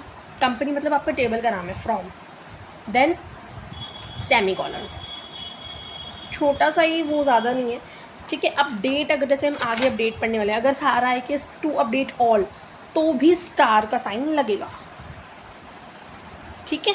जब आप क्वेश्चंस को प्रैक्टिस करोगे ना, तब आपको समझ में आएगा कि मैं क्या कह रही हूँ। अब हम अपडेट कमांड का देख लेते हैं। अपडेट कमांड में आप किसी सिंगल रिकॉर्ड को भी अपडेट कर सकते हो, किसी मल्टीपल रिकॉर्ड्स को भी अपडेट कर सकते हो। अब मल्टीपल रिकॉर्ड्स अगर आपको ऑल आ जाए तो आप स्टार यूज़ करोगे। अब जैसे आपको मान लीजिए एग्जांपल देखिए, फटाफट से एग्जांपल देखिए, आप ऊपर वाला कुछ मत पढ़िए, मैंने आपके ऊपर वाला पढ़ दिया है। एग्जाम्पल में देखिए, to update employee salary with 28,000 of those employee whose code number is employee code is 100, जिसका एम्प्लॉय कोड 100 हो उसको अपडेट करना है आपने, जिसकी 28,000 की सैलरी है। ये देखो बच्चों, अब यहाँ मैं आपको टेबल दिखाती हूँ। यहाँ पे 28,000 सिर्फ एक ही बंदे की सैलरी है और इसका 101 है। वो क्या बोल रहा था कि टू अपडेट्स एम्प्लॉय सैलरी भी 28,000 हुज एम्प्लॉय कोड इज़ 100, तो यहाँ पे आपको 101 को अपडेट करके 100 करना है। ओके, अब आप कैसे लिखोगे मुझे जल्दी से बताइए, ये आपको आना चाहिए। हमने 2-3 कमांड्स अभी तक कर ली हैं। कैसे लिखोगे? सबसे पहले तो MySQL इज़ ऑलवेज देयर, नहीं आ रहा, सबसे पहले ये चीज़ तो लिख के रख दो तुम। फिर जो भी तुम्हें करना है अपडेट कैपिटल्स में लिखोगे। फिर जो भी कंपनी, जो भी आपका टेबल का नाम है, कंपनी सेट एम्प्लॉय सेट। अब आपको इसके अंदर अपडेट में आपको सेट करना है ना, क्योंकि ये ऑलरेडी 101 सेट है, बट आपको इसको 100 सेट करना है। तो आप क्या लिखोगे? Move on to the next example. Yes, ध्यान से देखो यहाँ पे क्या लिखा है, update command, update company set employee salary जो भी है, वेयर एम्प्लॉय कोड दिस, कुछ भी वैसा नहीं, फिर से एंड में semicolon. Rule is always the same, but you need to clarify that whatever is required in writing down the commands. Commands लिखना बहुत ईजी है, it is the simplest job ever. Okay, अब MySQL update company का नाम set कर दो जो employ की सैलरी इतनी है, and where employee code is this. अब देख लेते हैं हम डिलीट कमांड। डिलीट कमांड में आपके पास क्या है, जो आपको अनवांटेड डाटा को डिस्कार्ड करना हो, डिलीट करना हो। आपको तो पता ही है डिलीट का मतलब, मुझे बताने की ज़रूरत नहीं है। फटाफट से हम कमांड की तरफ देख लेते हैं। अब जैसे मुझे मान लो टेबल का नाम ही डिलीट करवाना है, मुझे कंपनी नहीं रखना नाम टेबल का। हम देख रहे थे कि कंपनी था नाम टेबल का, जिसमें हमने employ code, employ name, employ salary, exam, blah blah blah things थी, तो कंपनी था उस टेबल का नाम। मुझे कंपनी नहीं रखना है, मैं क्या करूँगी? फिर मैं लिख दूँगी डिलीट फ्रॉम टेबल नेम। अब इस चीज़ को मत देखो, आप एग्जाम्पल्स देखो। To delete the record of employee Puneet from table company. अच्छा, हमने ऊपर वाला देख लिया तो तुम्हारी कन्फ्यूजन क्रिएट होगी। अब आपको स्पेसिफिकली पुनीत का अकाउंट ही डिलीट करना है। कहाँ है पुनीत का अकाउंट? ज़रा मैं आपको एक बार नजर दिलवा देती हूँ। ये देखो, पुनीत का अकाउंट चेक कर लो एक बार, आप दिख गया? This is your Puneet account 104। तो इसको मुझे पूरा का पूरा डिलीट करना है। इसका एम्प्लॉय कोड भी, इसकी एम्प्लॉय नेम भी, इसकी एम्प्लॉय सैलरी भी, इसकी एम्प्लॉय डिपार्टमेंट, मतलब ये जा रहा है जॉब छोड़ के, पुनीत जा रही है, तो मुझे इसको डिलीट करना है मेरी टेबल में से। तो मैं कैसे करूँगी? ध्यान से देखना, MySQL is always there and the command is always there. Table name from company where employee name Puneet is equal to Puneet को इस तरीके से, फिर सेमीकोलन तो आएगा ही आपके पास. It's always the same. The above query से क्या होगा, फिर आपका जो टेबल में से क्वेरी पुनीत का जो रिकॉर्ड है वो डिलीट हो जाएगा.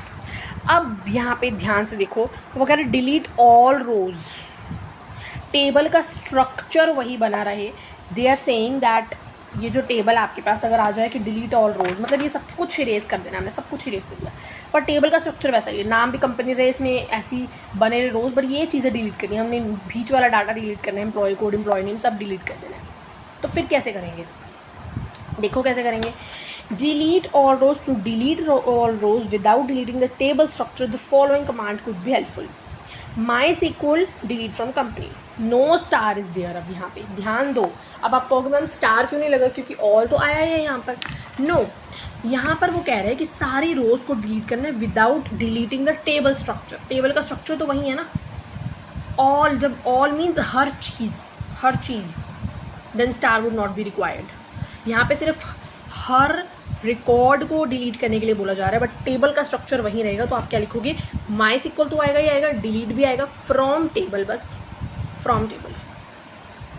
Above query will delete all the data of table company but the table structure would remain same. देखो अब जैसे मैंने ये कमांड लगा दी ना, MySQL delete from company, तो क्या होगा, जो मेरे पास थी मेरी एम्प्लॉय कोड वो भी वैसे ही रहेगा, एम्प्लॉय नेम वो भी वैसे का वैसे, मतलब जो भी आगे है मेरे पास, ये जो नीचे वाला अंदर का डाटा था ना वो सारा इरेज हो जाएगा, डिस्कार्ड हो जाएगा, डिलीट हो जाएगा. अब देखते हैं design report offers you ability to present your data in a print. अच्छा, ये आपकी यहाँ पर कंप्लीट हो जाती हैं सारी की सारी SQL कमांड्स. बहुत ही ईजी थी, इट वाज वेरी इजी. अब हम बढ़ते हैं चैप्टर प्रैक्टिस की तरफ. ठीक है, एक बार अगर आपको कमांड्स रिवाइज़ करनी है तो आपको रिवाइज़ करवा देती हूँ, there is no issue.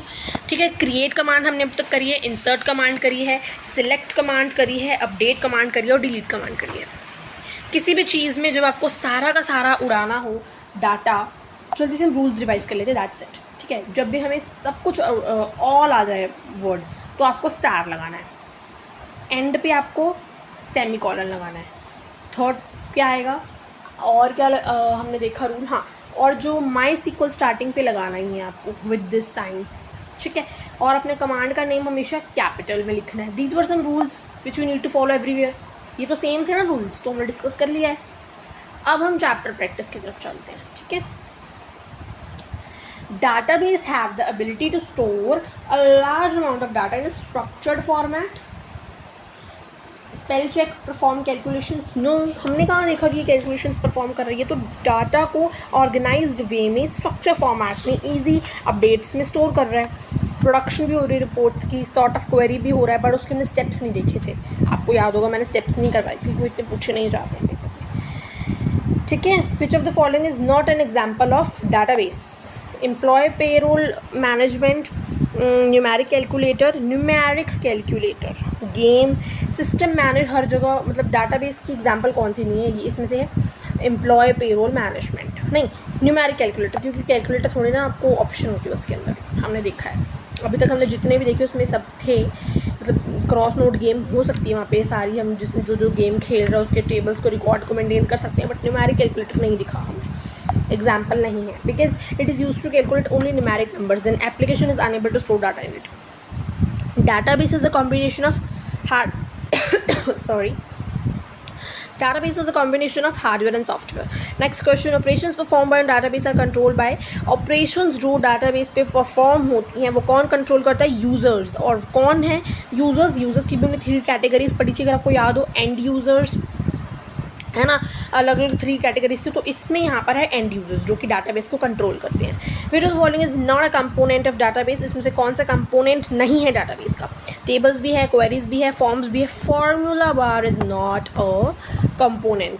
All the information, जी बिल्कुल सही है हमारा question. All the information about a thing और a person is known as. किसी चीज़ के बारे में, किसी पर्सन के बारे में इन्फॉर्मेशन को हम क्या बोल देंगे, record. Database field file, record, क्योंकि उसके बारे में सारी इन्फॉर्मेशन मतलब उसका रिकॉर्ड क्रिएटेड है पूरा का पूरा. ठीक है, out of the following which one is the most appropriate data field in the context of employee table only if only one of these is required.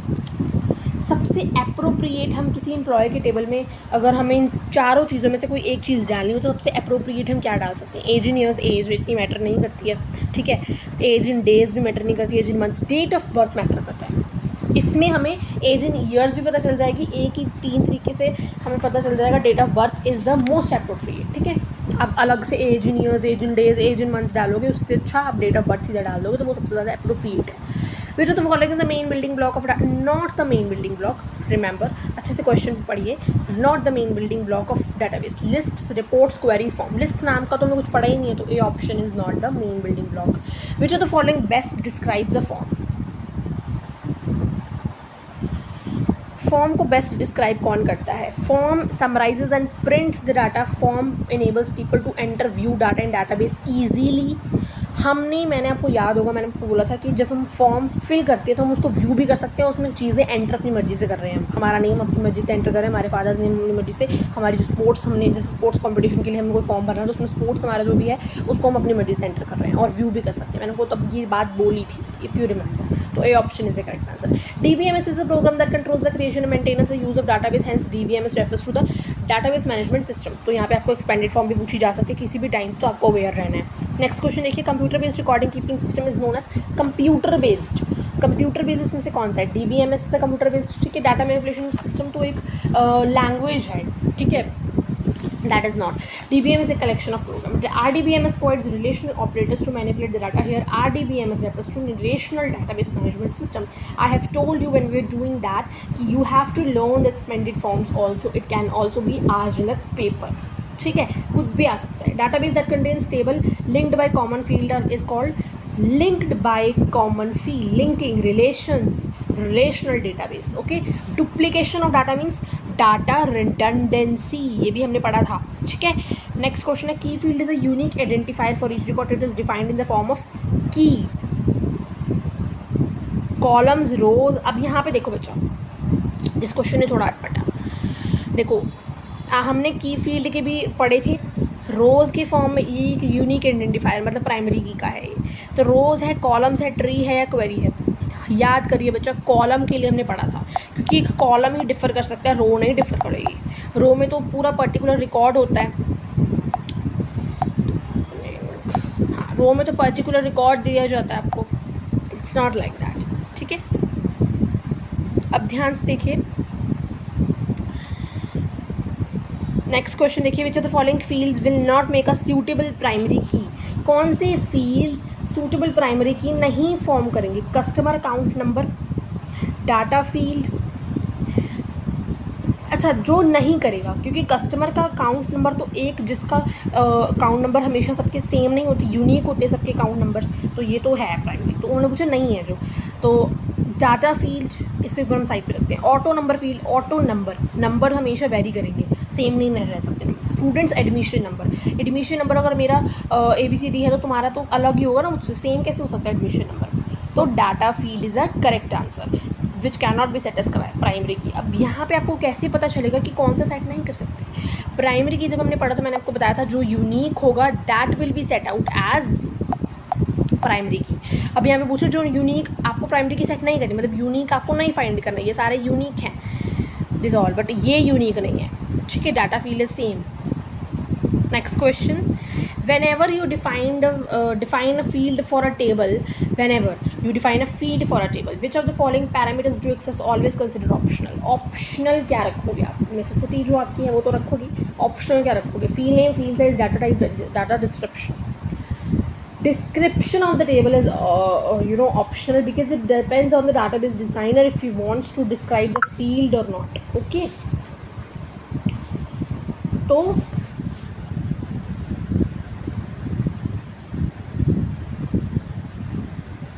next question.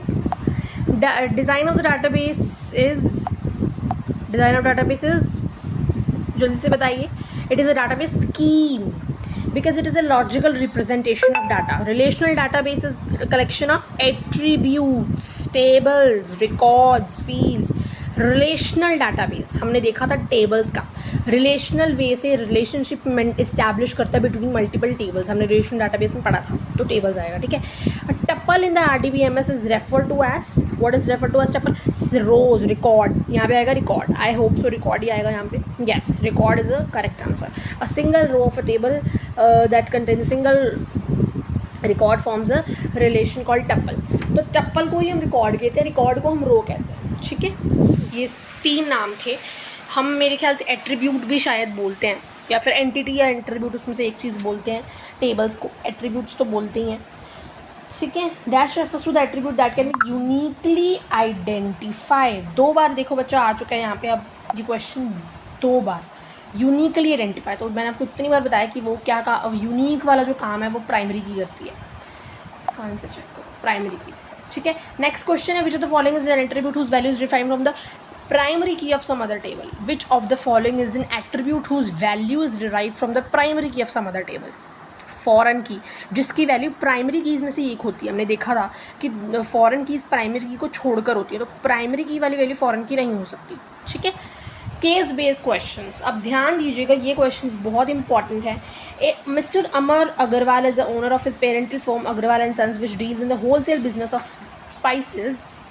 He wants to maintain the records of spices available in the shop and generate bills when purchases and spices from the shop. They want to create a database to keep a track. Which of the following correct SQL statement to create the table? जल्दी से बच्चा, अगर हमें table create करना है तो कौन सी SQL statement लगेगी यहाँ पे? Create table, create spice select table, साफ दिख रहा है create table, A option would be the correct answer. Next, to add records, अगर आपको रिकॉर्ड्स ऐड करनी है, एग्जिस्टिंग में हम ऐड करेंगे, तो एग्जिस्टिंग टेबल में ऐड करने के लिए हम क्या यूज़ करते हैं? Insert into. इंसर्ट तो आएगा ही, साथ में इनटू भी आएगा, याद होगा आपको, मैंने पीछे बताया था अभी SQL कमांड्स करते हो तो इनटू ज़रूर आएगा। जब आप एग्जिस्टिंग चीज़ में कुछ ऐड करो तो इनटू वर्ड साथ में लगेगा, ठीक है। इंसर्ट अकेला मत लिख कर आ जाना, कंफ्यूज मत होना, insert into is the right answer. To add a new column expiry date in the existing table, the statement is, आपको नया कॉलम एग्जिस्टिंग टेबल में ही ऐड करना है, नया कॉलम ऐड करना है। यहाँ पर इंसर्ट नहीं आएगा क्योंकि इंसर्ट कॉलम के लिए नहीं होता, वो रो के लिए होता है। तो यहाँ पे क्या आएगा? ऑल्टर टेबल स्पाइस, ठीक है, ऑल्टर आएगा यहाँ पे। अपडेट तो आपको पता ही, हमने अपडेट के फंक्शंस तो पढ़ लिए हैं। ऑल्टर टेबल आएगा यहाँ पर ऊपर वाला आएगा क्योंकि उसमें ऐड लिखा है, क्योंकि हमें ऐड करना है। नीचे वाला नहीं आएगा, ऐड, नीचे वाले में मॉडिफाई लिखा है। तो alter table spice add expiry date जो भी है, A option is the correct answer. To view the table structure of above created table, the command is, अगर आपको table bills when purchases and spices from the shop, they want to create a database to keep a track. Which of the following correct SQL statement to create the table? जल्दी से बच्चा, अगर हमें table create करना है तो कौन सी SQL statement लगेगी यहाँ पे? Create table, create spice select table, साफ दिख रहा है create table, A option would be the correct answer. Next, to add records, अगर आपको रिकॉर्ड्स ऐड करनी है, एग्जिस्टिंग में हम ऐड करेंगे, तो एग्जिस्टिंग टेबल में ऐड करने के लिए हम क्या यूज़ करते हैं? Insert into. इंसर्ट तो आएगा ही, साथ में इनटू भी आएगा, याद होगा आपको, मैंने पीछे बताया था अभी SQL कमांड्स करते हो तो इनटू ज़रूर आएगा। जब आप एग्जिस्टिंग चीज़ में कुछ ऐड करो तो इनटू वर्ड साथ में लगेगा, ठीक है। इंसर्ट अकेला मत लिख कर आ जाना, कंफ्यूज मत होना, insert into is the right answer. To add a new column expiry date in the existing table, the statement is, आपको नया कॉलम एग्जिस्टिंग टेबल में ही ऐड करना है, नया कॉलम ऐड करना है। यहाँ पर इंसर्ट नहीं आएगा क्योंकि इंसर्ट कॉलम के लिए नहीं होता, वो रो के लिए होता है। तो यहाँ पे क्या आएगा? ऑल्टर टेबल स्पाइस, ठीक है, ऑल्टर आएगा यहाँ पे। अपडेट तो आपको पता ही, हमने अपडेट के फंक्शंस तो पढ़ लिए हैं। ऑल्टर टेबल आएगा यहाँ पर ऊपर वाला आएगा क्योंकि उसमें ऐड लिखा है, क्योंकि हमें ऐड करना है। नीचे वाला नहीं आएगा, ऐड, नीचे वाले में मॉडिफाई लिखा है। तो alter table spice add expiry date जो भी है, A option is the correct answer. To view the table structure of above created table, the command is, अगर आपको टेबल स्ट्रक्चर व्यू करना है किसी कमांड का तो आप क्या यूज़ करोगे? डिस्क्राइब स्पाइस, डेस्क स्पाइस या डिस्क्राइब, दोनों यूज़ कर सकते हो आप अगर आप किसी चीज़ को व्यू करना चाहते हो, ठीक है। So the correct option is D option, both B and C. To create an index और name of spices in the existing table, the command is to create. अब यहाँ पे साफ दिख रहा है क्रिएट है, तो क्रिएट इंडेक्स भी आ सकता है, क्रिएट टेबल भी आ सकता है। तो मुझे लगता है दोनों ही ऑप्शंस करेक्ट है, ठीक है। Both options would be correct क्योंकि उसमें दोनों में ही एडिंग हो रही है। अब नेक्स्ट क्वेश्चन पे चलते हैं फटाफट से। 24th क्वेश्चन कह रहा है कि ये टेबल स्टूडेंट कंसीडर करो आप और इससे कुछ क्वेश्चंस को आंसर करो। Command to select all commerce students from the table student. सारे के सारे कमर्स स्टूडेंट्स को सिलेक्ट करने के लिए तो आप कौन सी कमांड को सिलेक्ट करोगे? Select stream from student where stream commerce. जल्दी से बताइए इसका आंसर क्या रहेगा? इसका आंसर मेरे ख्याल से सी ऑप्शन रहेगी, सिलेक्ट। देखो बच्चा, यहाँ पर मैंने आपको बताया था, ये देखो मैं आपको समझाती हूँ। यहाँ पे ऑल है, आपको सारे कॉलम्स, हाँ आपको सारे कॉलम्स ऐड करने हैं, ऑल। तो यहाँ पे स्टार ऑप्शन आएगी, दिमाग लगाइए। अब स्टार दो ऑप्शंस में, ए और सी। अब आपको देखना है ए सी सही है या सी सही है, ठीक है बच्चा। यहाँ पर आपको एमसीक्यूज़ की फॉर्म में है, पेपर में मुझे पता है एमसीक्यूज़ नहीं आएंगे, बट आपको ऐसे ही आपको लिखना खुद है, वहाँ पर आपको कमांड खुद लिखनी पड़ेगी। तो आप प्रैक्टिस तो करोगे ही ना, तो ध्यान दो। यहाँ पर क्रिएट सेलेक्ट फ्रॉम स्टूडेंट नहीं, बिल्कुल गलत है, क्योंकि आपको पूरी इन्फॉर्मेशन देनी पड़ेगी। Select student from where commerce is equal to stream, then semicolon. तो C option is the correct answer.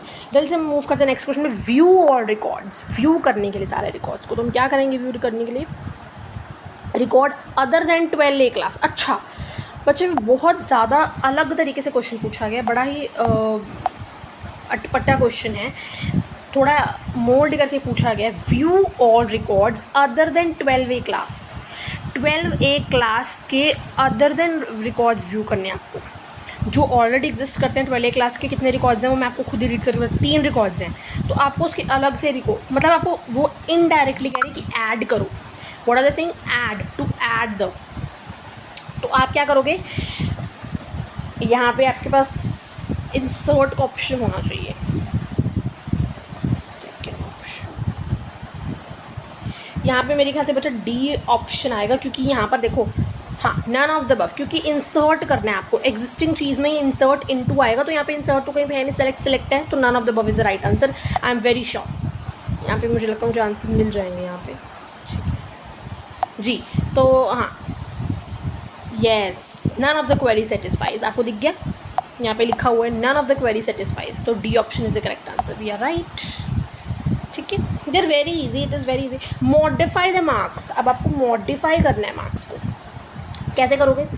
Modify करने के लिए कौन सी कमांड लगती है? सबसे पहले ये देखो, मॉडिफाई किसी चीज़ को अपडेट करना, मॉडिफाई करना, तो अपडेट स्टेटमेंट लगेगी। अब अपडेट वाले दो हैं, बी या सी, उसमें से जल्दी से देखिए कौन सा आएगा। आपको कनिका के मार्क्स को अपडेट करके 85.5 रखना है, जो कि ऑलरेडी कितने मार्क्स दिए कनिका के मैं चेक कर लेती हूँ, 77.9 दिए, आपको 85 लगाने हैं। तो कितने लगाओगे?